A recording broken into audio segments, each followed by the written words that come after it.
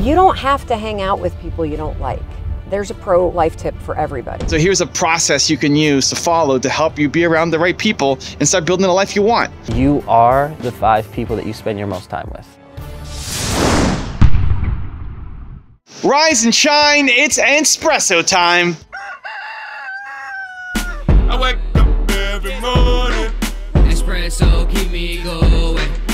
I wake up every morning.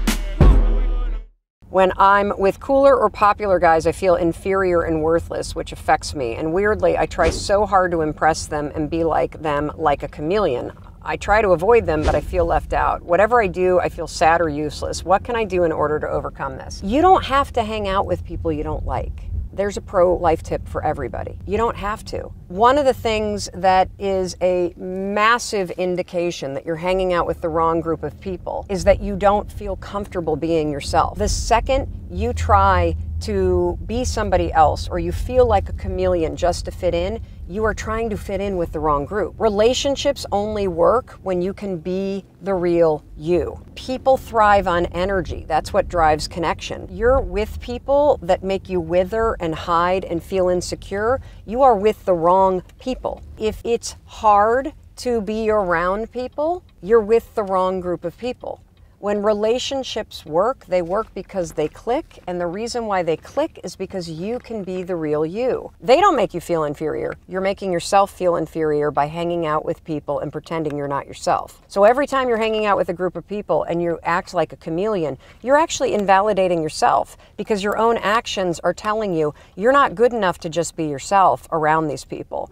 So the only way to deal with this is either show up with that group of people and be your full self. And every time you think something inferior, just knock that thought out of your mind, say what you really believe, be interested in what you're really interested in, or the easier route, honestly, drop the popular kids and find your people. You need to find your people. And your people are the kind of people that the second you hang out with them, you don't feel like less of yourself, you feel like more of yourself. You don't feel like you gotta hide or be somebody else. You feel like you wanna express yourself and show up and be more of yourself. That's the indication that you have found your people. You're trying to change yourself to fit into a social circle because you feel you're not good enough. You feel you're not good enough. You feel you won't be accepted otherwise. You feel you have no friends. The reality is you're different. You're weird. That's amazing. That's great. And it's never been easier to find your tribe. It's never been easier to find people who build you up, who support you, who cheer you on, and who want similar things to you.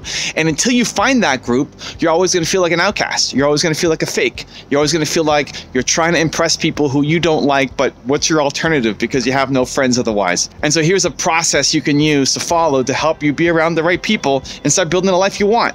Step 1, eliminate negativity. Think about the people in your life right now who just make you feel low, who suck your energy, who you don't feel good about yourself when you're around, who just make you feel low and you don't want to be around them anymore. Maybe those are some friends that you grew up with and that they're not your friends anymore, and that's okay. I think a lot of us stay in relationships based out of convenience. Just because you went to elementary school with somebody doesn't mean that you should still be their friend now.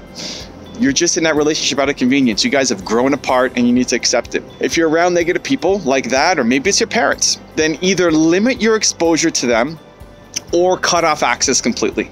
You know, if it's a friend who's toxic, don't be around that person anymore. If it's people who make you feel less than, don't be around those people anymore.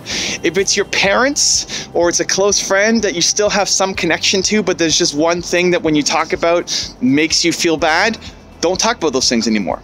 If you're talking to your parents and they don't like your entrepreneurial aspirations, don't talk about that stuff anymore. Put boundaries up because there's still enough of a connection around other things, hopefully.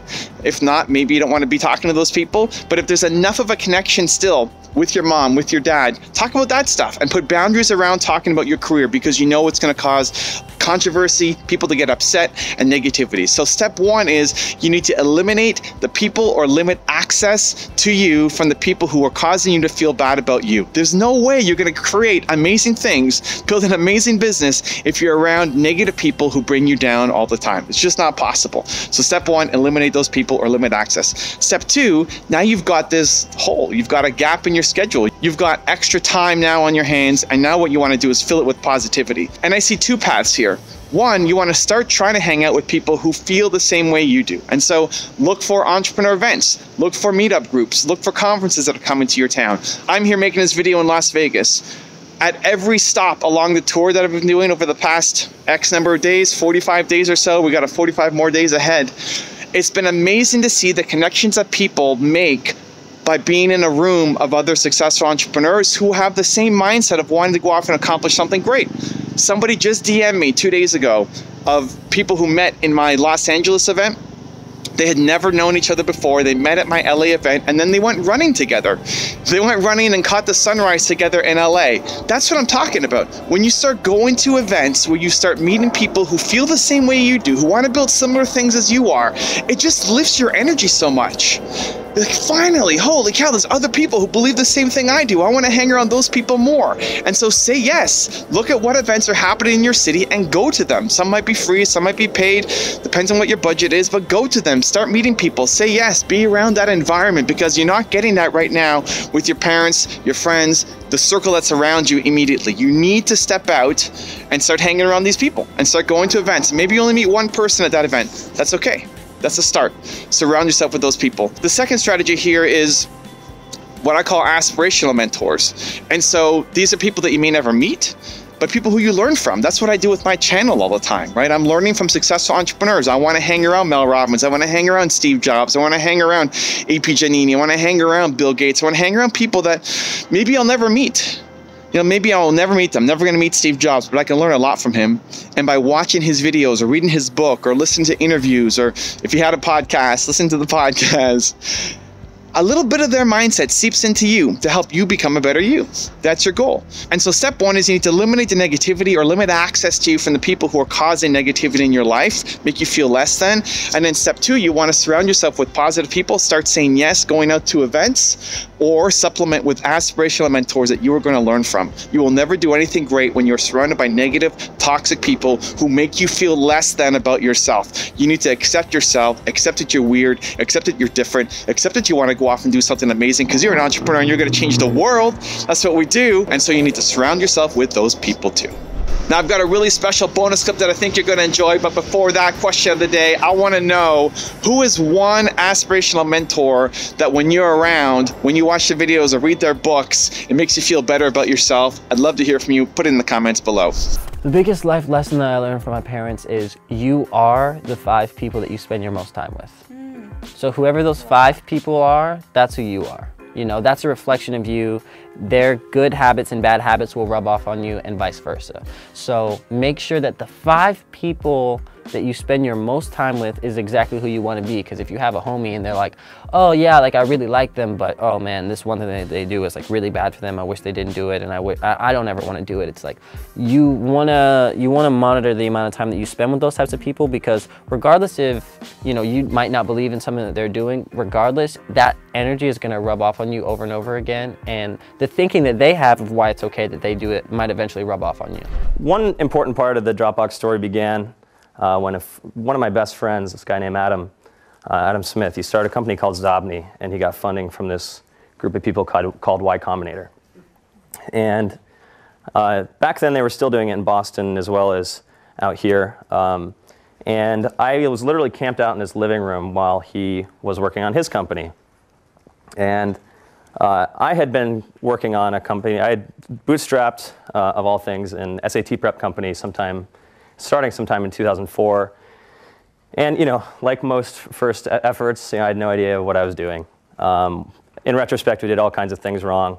But the biggest thing that was illuminating was so what happened with Adam was he got a little bit of funding at the beginning of the summer, and at the end of the summer, he moved out here. He moved up to the city, to San Francisco, and suddenly he was talking to like all these people, all these billionaires and famous entrepreneurs that I'd only read about. And the next thing I know, I get this phone call from him being like, hey, we just got like $5 million from Vinod Khosla. And I was like, oh my God. And Adam and I were fraternity brothers at MIT, and he was actually my little brother.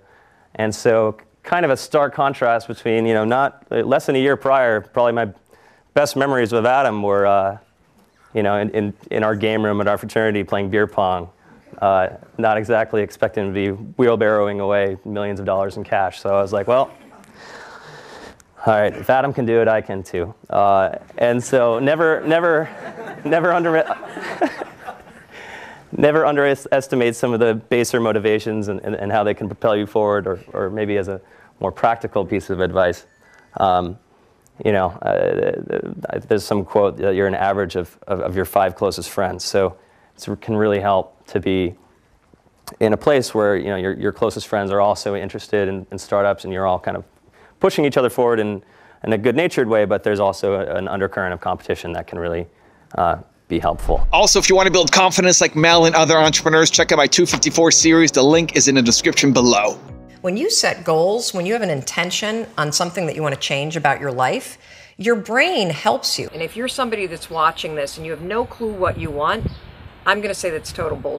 Continue to believe, and I'll see you there.